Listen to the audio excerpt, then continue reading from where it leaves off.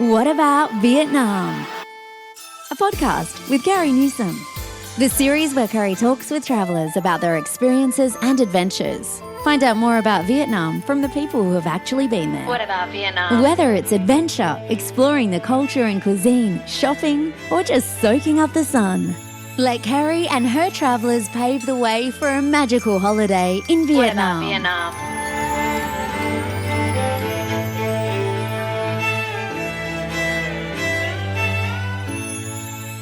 Xin chào and welcome to What About Vietnam.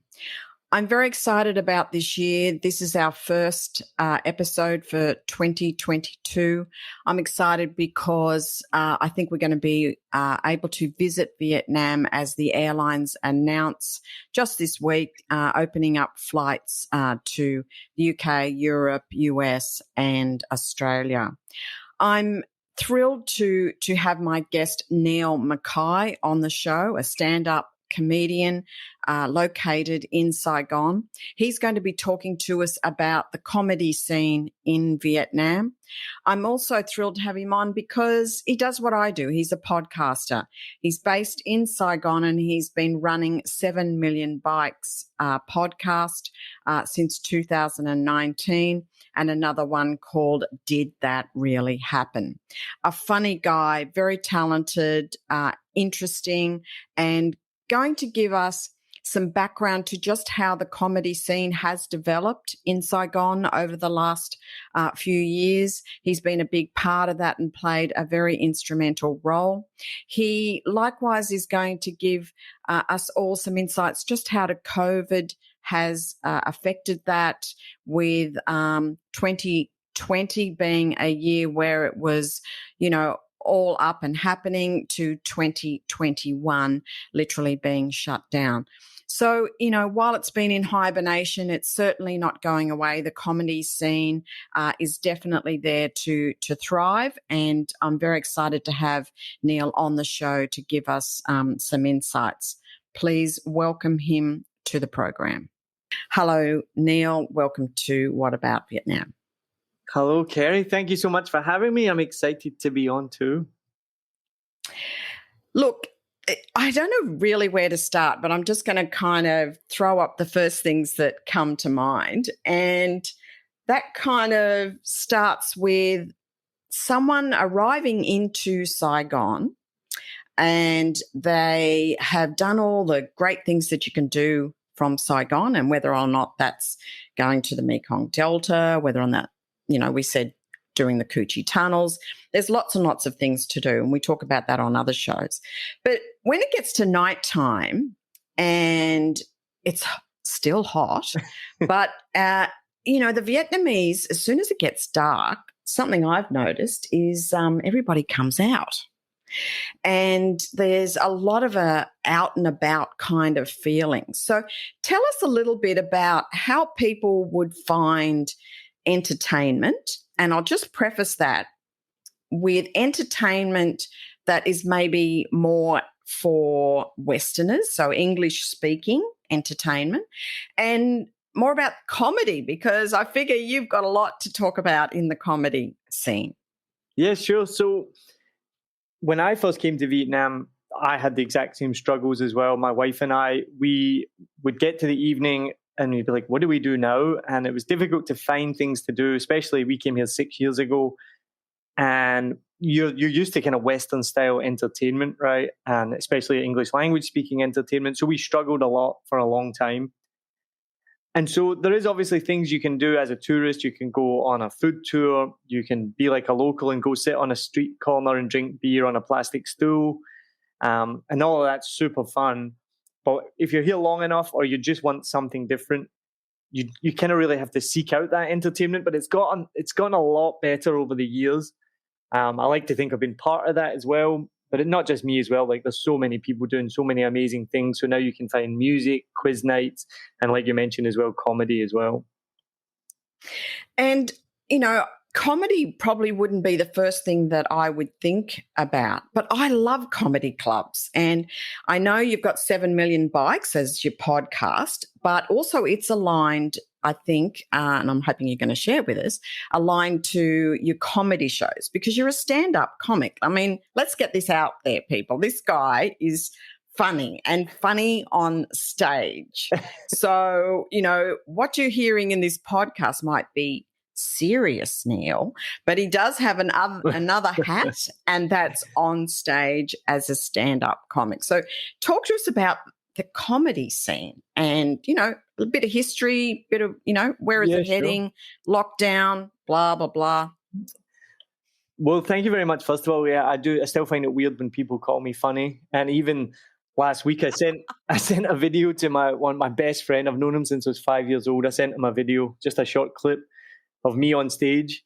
And his response was the best ever. He said, "When did you become funny? You weren't funny in school." Thank God you've grown into that. Only your best friend can tell you that, right? I just thought it was brilliant. Exactly. But no, so the history of comedy here is quite amazing. So when we first came here 6 years ago, and my wife and I, we lived in Australia. We loved stand-up comedy in Australia and New Zealand. I'd loved it all my life. And then we found out about an open mic here called Brian and Diana Do Shows. And so we went to that, and it was just great to see stand-up comedy again. And I wasn't even doing it at that time, but I'd been wanting to do it for years and years. And then we found out more about shows by a guy called Ben Berraby. He'd been putting on shows. And there actually had been a group here called Saigon Comedy or Comedy Saigon. And Saigon Funny People? Saigon Funny People. They came afterwards, but before them, there was something else. And they were bringing over international comedians, but quite sporadically. But there was a history of international comedians coming here. And so from there on, we started going to comedy shows. And then I started doing comedy myself. And like most comedians around the world, they just want to be on stage more, and it can be quite difficult to get stage time. It's the biggest thing for any comedian. And so what a lot of comedians do, and I did the same, they end up putting on their own shows. So I was like, I wasn't getting on stage as much as I wanted. I had a background in event management. I knew how to run an event. I was like, I want to put on my own comedy show. And then luckily partnered with an amazing bar in District 1, just near the Bintan market, near the Bintan food market. It was a craft beer bar. I love beer as well. Was becoming friends with the owner. It was with Fuzzy Logic. It was a hop shop. And so that was the start of it. One of the things I think is my strength, and it seems kind of simple, but I know how to set up a room. And that was one of the things I really wanted to bring to make a quality show, was make sure that the room is set up properly. There's so many subtleties, like just small things like make sure everyone faces the stage, make sure the stage is a focal point. The lights are done properly, things like this that can make or break a comedy show. So I really focused on that. But then the other big focus was tourism, because this was back in 2019, and being near Bintan market, I was like, right, we are going to get tourists in. And I'd lived in New York previously, and a big thing in New York, especially around Times Square, is the comedians go out during the day and they flyer. I've heard they even do this in Thailand. If you want to perform at the Thailand open mic, you have to flyer for at least an hour outside the venue. So I was like, oh, gung-ho. I'm quite okay with publicity and promotion. So I was like, right, all the comedians, we're all going to go around Bintan market and we're going to give out flyers, and I had flyers printed. Most comedians hate that shit. They don't want to do that. And so most of them like backed out. A couple of them were like, yeah, no, I'm not doing that. And I was just kind of like, yeah, well, I'm going to do it. So I went around Bintan market, handing out flyers like a weirdo, walking up to strangers, like, here, we got a comedy show tonight. But to me, like, I'm not too bothered about doing that kind of thing. And because I'd seen it in New York and I knew it happened in Thailand, I was like, this is what you do. And one of the best things was, sure enough, an Australian couple showed up at the comedy show because I'd given them a flyer. And they were the loveliest couple. They were from Perth. They loved comedy. They're like, we go to stand-up comedy shows all over Australia. We love going to the Perth Comedy Festival. And the thing about the Saigon comedy scene, and it's changed now, and we can talk about how and why it's changed, which is obviously pandemic related. But at that time, and for the next year or two, the standard was, and still is, but was especially so high. And I know I'm biased. Wow. I know I'm biased to say that. But I know because people would come to the shows, and the most common thing we would hear nearly after every show was, wow, I never expected it to be that good. And this couple that came from Australia, they were like, we go to the Perth Comedy Festival, and that was as good as anything we go to in Perth. So we knew we had good comedians here. I knew I could put on a good show. We had 20 to 30 people at every show. The feedback was always amazing. And it was always the same thing. Like, I think people come, you're in Saigon, you think you're going to get some amateur comedians, which we all are, but you think you're going to get some probably like pretty bad comedy.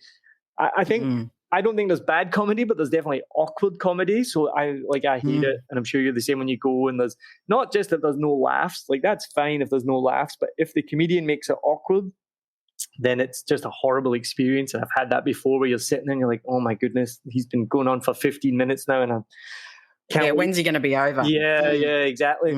So you can watch a comedian and they're not very funny, but you're still enjoying the experience, you know. Exactly.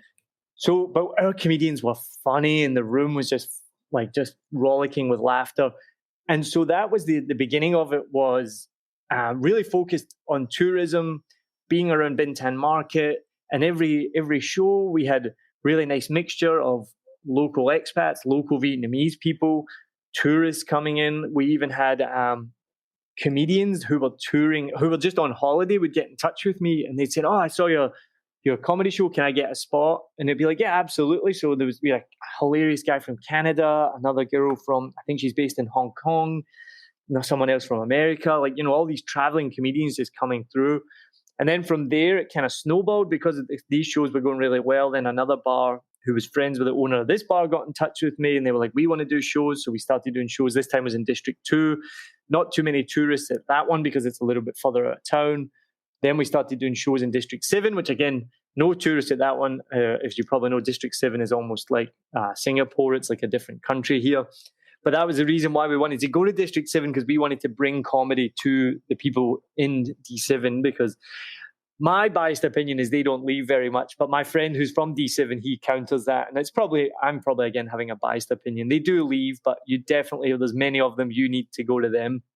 So we started doing shows in D7, and then I started working with the Hard Rock Cafe here, which was just incredible. They have an amazing venue, like any Hard Rock Cafe. It's set up for music, but unbelievable sound system, stage, sound engineer, and it was amazing. So I went for this meeting with Hard Rock Cafe, and I was like, okay, what am I going to pitch them? So they do music, I do comedy. All right, let's do musical comedy. So I went into this meeting, and I was like, I think this would be a great fit. We'll do musical comedy. They loved it. We thrashed out all the agreement, and they were like, yep, okay, let's do it next month. We had no musical comedians really of note in Saigon at the time. So nobody can sing, but they can tell jokes, right? Pretty much. We had 2 musical comedians at the time. Both of them were really new. Like, one of them, Wanye West, was really new on the scene. The other one, Tony Baileveld, didn't perform too often, and he was super new. I could play a guitar, but I can't sing. And I was like, okay. So I went away, and I was like, okay, right, I'm going to put this show on in a month. So I contacted Wanye, first of all. He's Australian, actually, from Melbourne. He's hilarious, one of the funniest people I've met. And I said, all right, Wayne, can you do this show? Yep, no problem. Can you do 15 minutes, 3 or 4 songs? Yep, no problem. So he had to go and write a couple extra songs, because I think at that point he had 2 songs. I approached Tony, same thing. Yep, no problem. Right, okay, I've got 2 comedians now. I need at least 4 and a host. I'm the host, right? So, okay, I've got to go and write songs. So I got to sit down and write some songs. Again, I can't sing. I spoke to a friend who's a professional singer. I was like, can you give me singing lessons? And ended up not happening. I could sing better than I realized. So I'm still a terrible singer, but I wasn't as bad as I thought.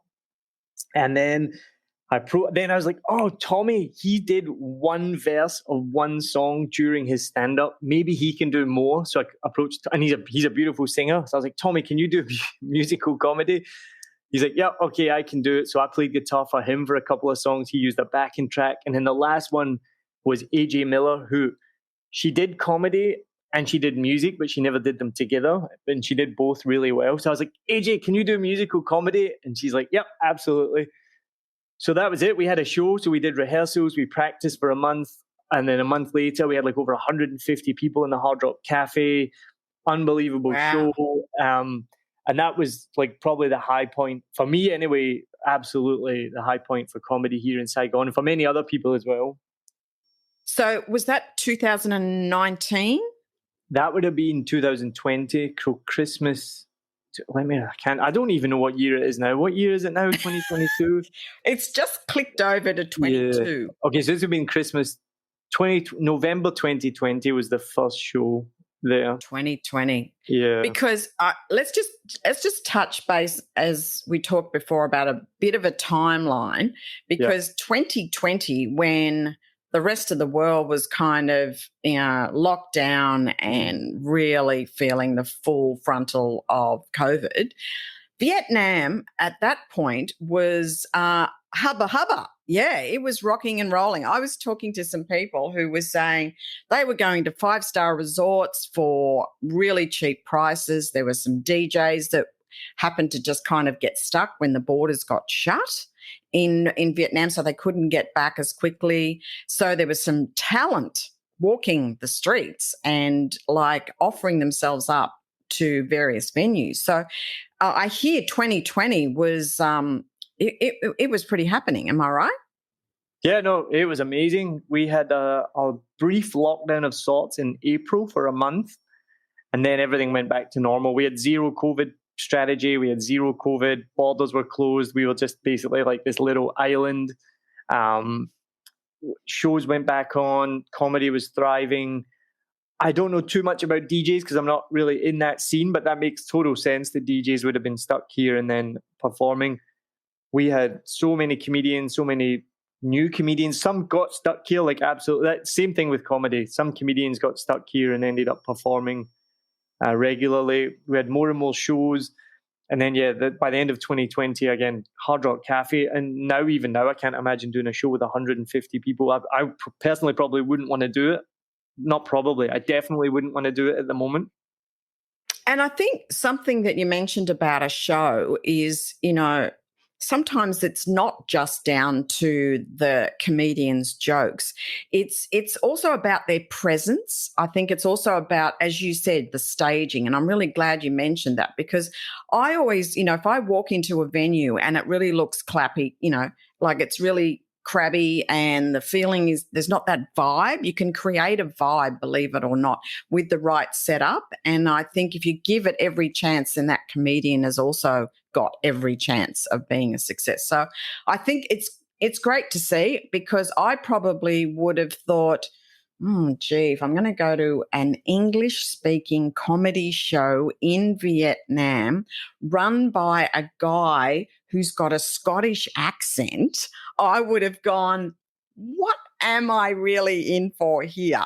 Like, is that kind of some of the feedback you get? How does this voice attach itself to Vietnam and comedy shows? My God, that's a stretch. It's a stretch. Yeah, I think so. I think that just comes in with people don't have that expectation that it's going to be good. One of the amazing things was, so there's been a big change as well. We used to have lots of Vietnamese comedians doing English comedy, and they were hilarious. They were so funny. Great. Yeah, no, unbelievable. And you're just like, how are you so funny in your second language? This is unfair. They were some of the best comedians in Vietnam.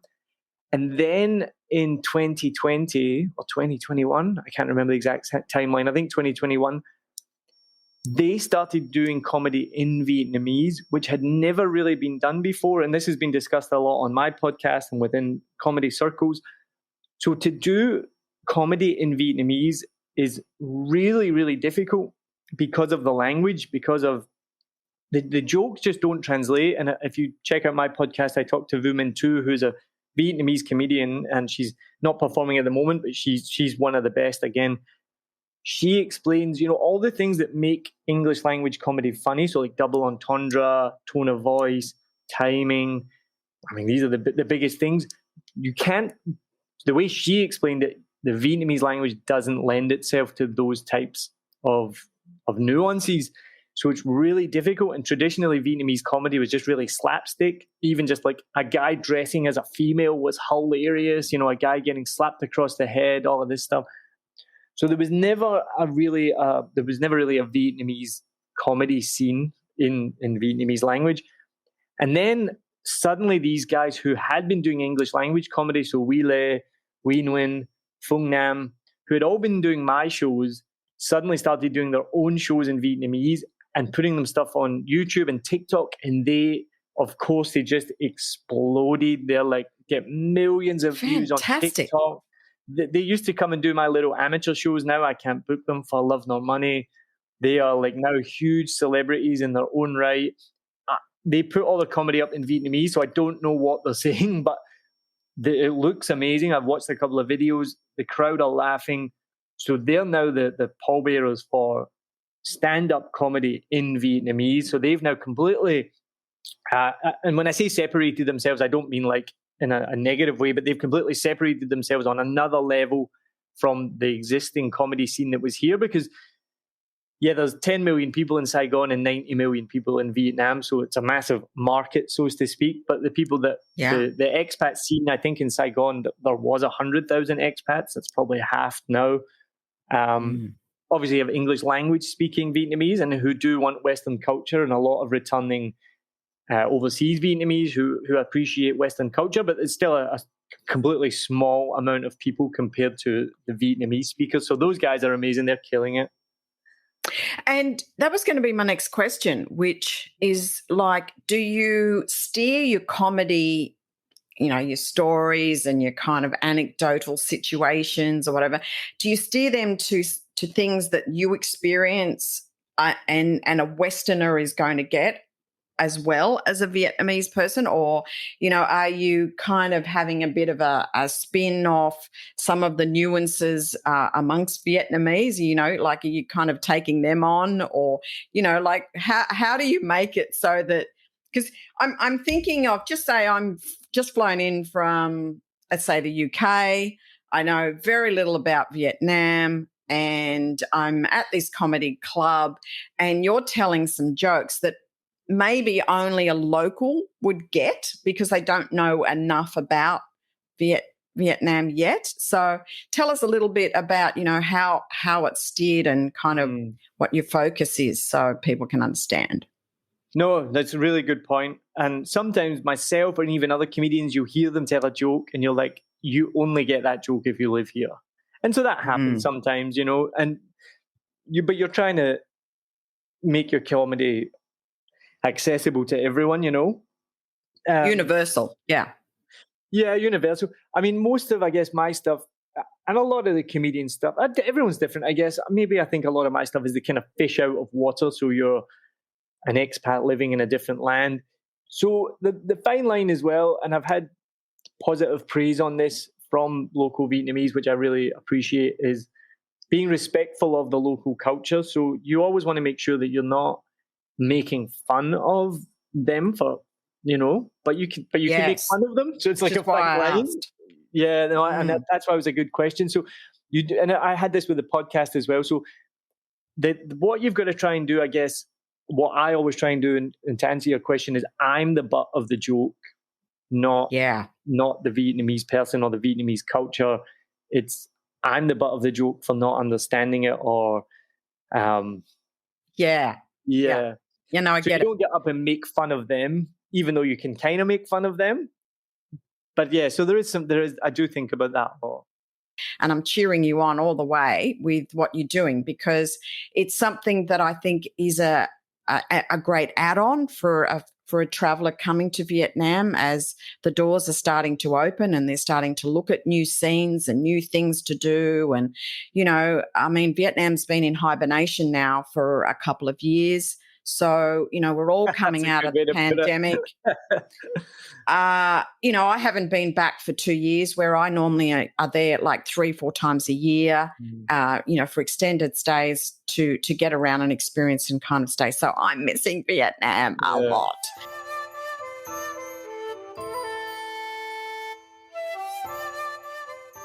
How do I direct, or how do people find these gigs? Where do they go? Is there other places they advertise? Because I've never seen it in the hotels or anything yet. Maybe that's coming. Yeah, no, you give me a good idea. Hotels, yeah, that's a good one. You probably know what it's like in Vietnam. As someone said to me, Facebook is king here. I think Oh, God, yeah.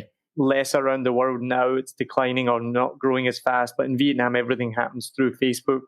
So that's just the main thing to go is go on Facebook, go to the events page. But there's also like Saigon. So we partner with Saigon. We post our events on there, and they have a calendar of events. So you can find things there. As you mentioned, just go on the 7 Million Bikes website. You'll find all our events on there. But if you're looking for any event on any night, you go to Facebook, go to events, look up what's happening tonight, and you'll find it there.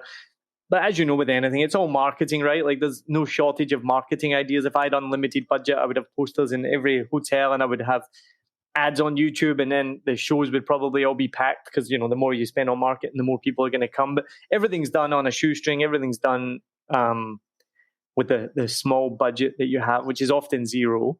The only time I've really thrown any budget at anything was the Hard Rock show, because it was a big show, and we knew that the more we threw at it, the more people we would get through the door. But most of our shows is kind of a 20, 30 people max. But it's really sad, because before the pandemic, as I mentioned, with the tourism and the locals coming out, and even just the churn of expats, which is regular as well, people come for a year or two at a time. We had every single show was 20, 30 people sold out. And then the coronavirus came, and it's never recovered since then for various reasons, unfortunately. So we've been on a holding pattern now. Like I'm the opposite to you. I've not left Vietnam in 2 years, but a great place to be. But we've been on a holding pattern. Just like when the pandemic hit, we're like, 6 months, Christmas time, we'll be back. The tourism will be back. The shows will be back. Everything will be packed. And then that didn't happen. And then the start of this year again, we're like, okay, the things were looking up. The vaccines were coming, cases were down. Things were opening up by April, May. Well, by March, April, we're like, yes, okay, it's going to be the year. And then May came and Delta came. And again, we've never recovered. So we shut down all our events, moved them all online. We did online comedy, which was unbelievable. I did a show in Australia, quote unquote, which was 3:00 Vietnam time, but it was in Australia. It was amazing. We did it for free for healthcare workers, and so we had a massive audience as well. Fantastic! Yeah, that was a connection through my sister. As I mentioned, she's in the healthcare industry in Victoria, so she opened it up to all her kind of healthcare professionals, and we offered it to them for free. So that was incredible. And so we moved everything online. We were doing weekly quiz nights. We were doing comedy nights. Everything was amazing. And then October 1st, the government opened up the country, so nobody wanted to be online. But we couldn't do events either. So that was crushed. So we went from being online to offline to nothing, offline to online to nothing. And just now shows are finally starting to recover. So I'm doing my first comedy show, hosting my first comedy show in like 9 months next week. I'm performing this week not for the first time, but I'm performing this week at somebody else's show. There's a whole bunch of other showrunners here. They all put on comedy shows, and so it's getting exciting again. But like everything, I think we're all just scared to see what's going to happen next. So hopefully nothing happens, but we'll see how it goes. Yeah, and interestingly enough, I was talking to someone in Vietnam earlier this morning, and they were saying that the government is talking about now counting hospital numbers rather than case numbers. And, if that's going to be the case, I think that's probably, to be honest, a good measurement for the future, because if Vietnam follows Australia and many other countries with the Omicron virus, fortunately, if the country is highly vaccinated, then the Omicron comes as probably, more of a slight flu, and you are certainly unwell. And certainly if you have any underlying conditions, you are going to be in a worse situation. But so far, Omicron is not our biggest issue with hospitalisation. So I can only cross my fingers because, as you know, I'm in the travel industry. What an industry to be in this era.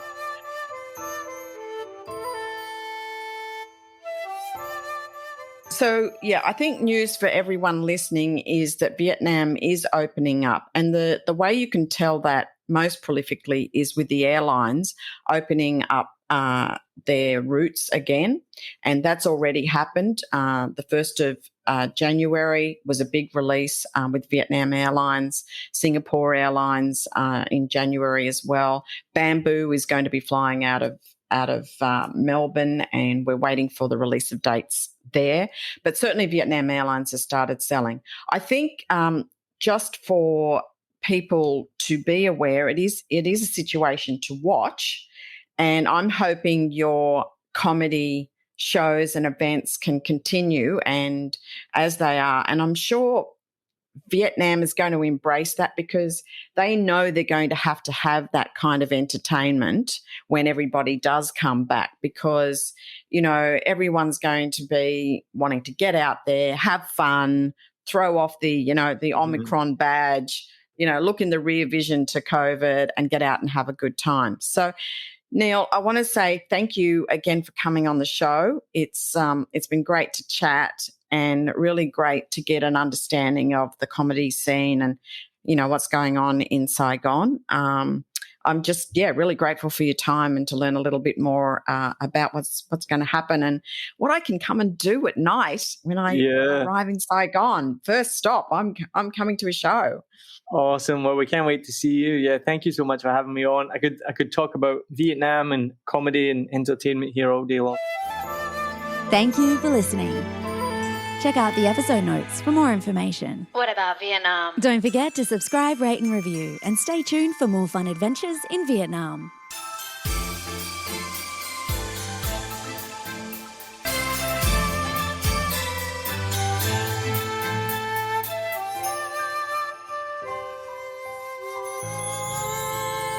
What about Vietnam?